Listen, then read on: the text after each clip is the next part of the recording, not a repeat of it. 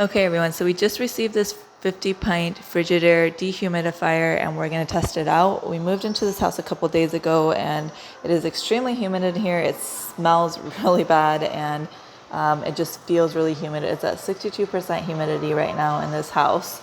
Here it is in all its glory. And right now we have it on the continuous mode because the manual says to leave it like this for 3 to 5 days and then go ahead and switch it to whatever humidity you want it to be at. This goes as high as 85% humidity, and then it goes as low as 35% humidity.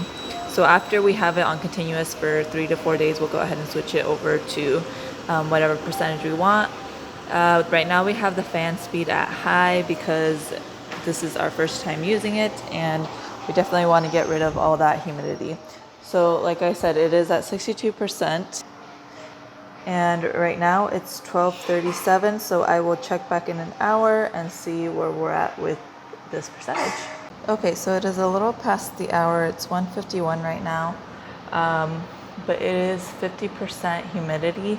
So in about an hour, it went down more than 10%, so that's pretty good. I'm gonna check back when it gets to the humidity that I want, which is 35%, so we'll see how long it takes to get to 35%.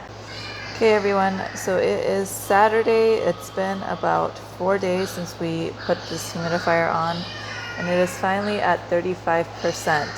This is a 1,500 square foot home and so this humidifier is basically doing all the work for this home and we finally reached 35% after a couple days and it has been on continuous mode this whole time.